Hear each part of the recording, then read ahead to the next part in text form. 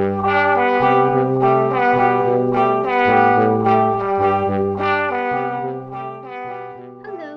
I'm Shelby Donnelly, and I'm the evening supervisor here at Morgantown Public Library. I'm here to talk with you about media biases and how you can spot them. Biases are when a journalist or news source allows opinions to shape how or what they present as news. They aren't always bad, but if you don't know how to spot them, news sources can mislead you. I'm going to talk about 11 different types of media biases. Number 1 is spin. Spin is when journalists use adjectives and other words to dramatize events.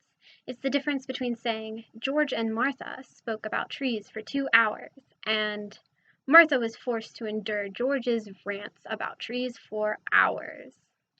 2 is unsubstantiated claims. Unsubstantiated claims are claims that journalists fail to back up with evidence.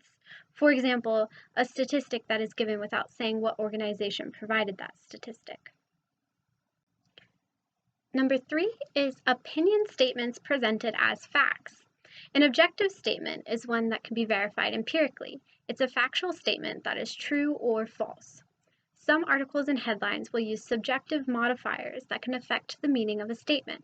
Words that can signal a subjective statement are words like good, better, best, or alternatively, bad, worse, and worst. Phrases like it would seem or may mean that could signal that what follows is the journalist's opinion rather than objective fact. Sensationalism or emotionalism is the fourth one. This is when news is dramatized to invoke emotions like shock or fear in the audience. It's characterized by vague language, hyperbole, and dramatic words like destroy, bury, onslaught, and explosive. Number 5 is mudslinging / ad hominem. This is when a person is insulted instead of their arguments or ideas. Number 6 is mind reading. Sometimes articles make claims that really can't be known unless the journalist could read minds. This is mostly conjecture. It could be assuming someone's hopes or fears or other emotional states, or their motives. Number 7 is slant. Slant is when an article leaves out information in order to leave readers or watchers with a specific impression. For example, saying something that has been intensely criticized while leaving out that it has also been praised.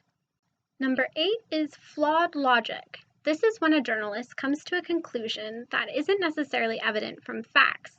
It can be a guess presented as fact or a reasoning that isn't objective truth. Number 9 is bias by omission. This is when news sources choose not to present an event or story because it could go against their narrative or present an alternative viewpoint. Number 10 is omission of source attribution. This is when news sources don't back up their claims with a source. It can be indicated by phrases like critics say, baseless claims, or debunked theories without naming a source for any of these critics, baseless claims, or debunking of the theories.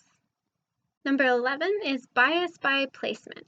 Where a news story is placed on a page could decide whether or not you read it.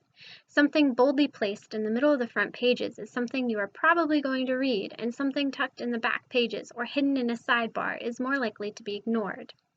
By placing articles in specific ways, it makes you more likely to read or ignore it. This can help push a viewpoint favored by a news source. I got a lot of my information from allsides.com, which includes some really good resources on how to spot news biases. A link will be included. I hope this video and this series helps you with deciphering news stories. It can be really difficult to know a news source's bias, and everyone has biases, so knowing how to spot them is vital in making sure the news you read is as unbiased as possible, or even just that you know what the bias is so that you can separate fact from fiction. Thank you so much for joining me. Feel free to leave any questions or comments below, and I hope everyone has a fantastic day.